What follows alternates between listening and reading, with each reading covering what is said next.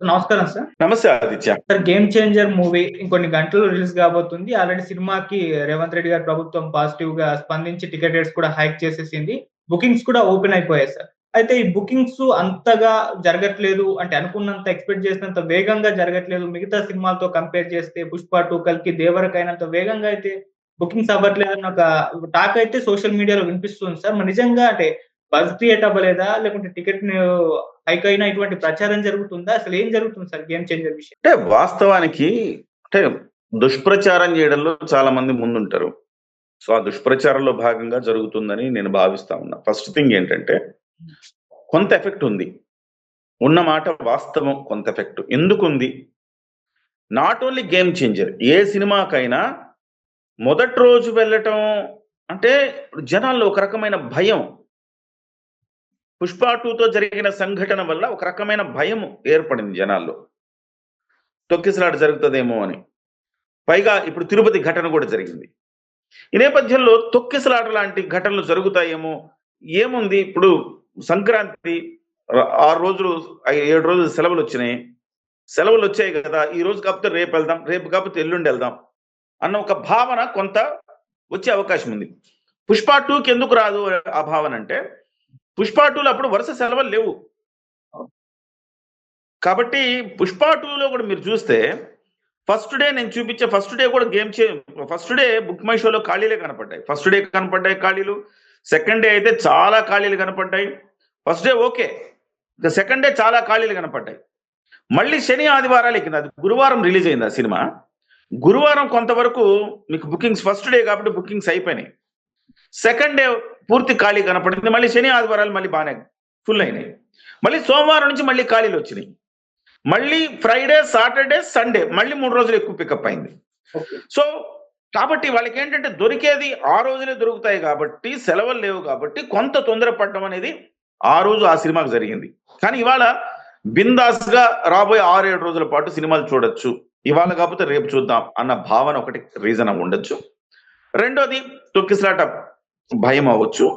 ఇక మిగతా ఏంటంటే చిన్నగా చూసుకొని అందరూ బుక్ చేసుకుంటున్నారు.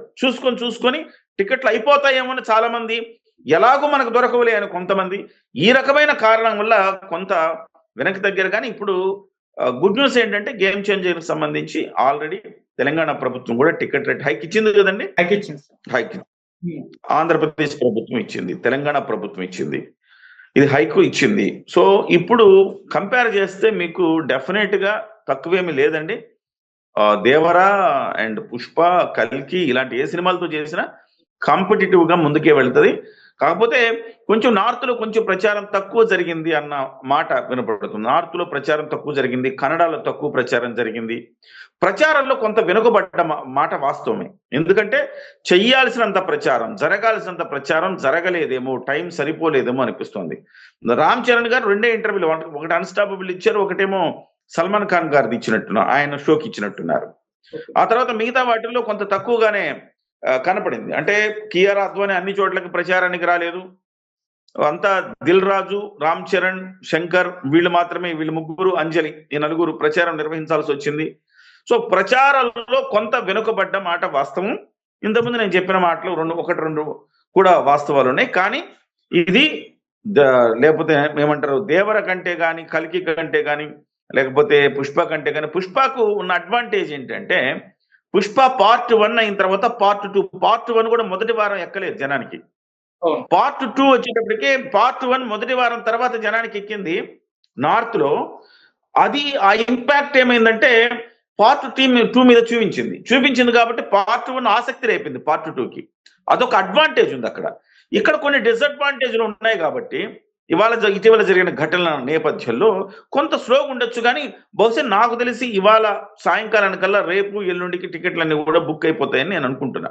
శుక్ర, శని, ఆదివారానికి పూర్తి స్థాయిలో ఫుల్ అయిపోతాయి. అందులో ఎట్లాంటి సందేహం అయితే లేదు. అభిమానులు ఒక వార్ అయితే ఎప్పుడు క్రియేట్ అవుతూ ఉంటుంది. అంటే సినిమాలు కంపేర్ చేసుకోవడం చూస్తూ ఉంటాం. ఇప్పుడు ఈ సినిమాకి సంబంధించి కూడా కలెక్షన్స్ పరంగా మొదటి రోజు రికార్డ్స్ అన్ని బ్రేక్ చేస్తుందా అన్న ఒక చర్చ అయితే కూడా జరుగుతుంది. అంటే ఆల్రెడీ 'పుష్ప 2' ట్రైలర్ రికార్డ్ ని 'గేమ్ చేంజర్' బ్రేక్ చేసింది. కలెక్షన్స్ విషయంలో కూడా బ్రేక్ చేస్తుందన్న చర్చ అయితే ఉంది సార్. మరి అంటే ఈ బ్రేకింగ్ విషయంలో మీరేం చెప్తారు?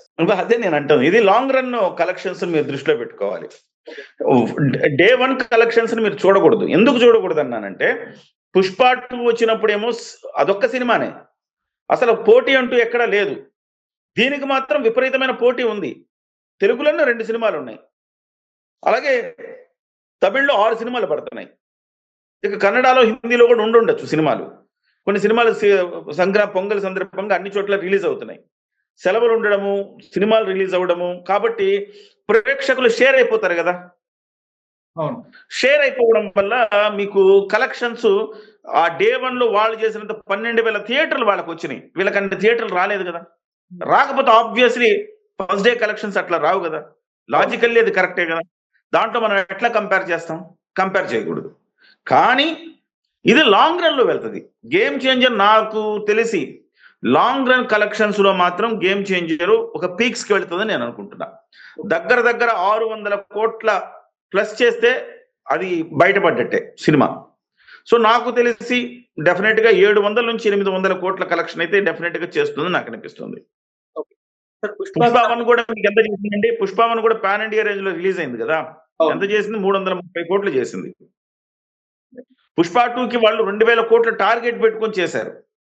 టార్గెట్ పెట్టుకున్నారు, సినిమాలు ఏం లేకుండా చూసుకున్నారు, దానికి ఒక బస్ క్రియేట్ చేసుకున్నారు, విపరీతమైన ప్రచారం చేసుకున్నారు, అందులో కూడా ఫేక్ కలెక్షన్స్ చూపించుకున్నారు.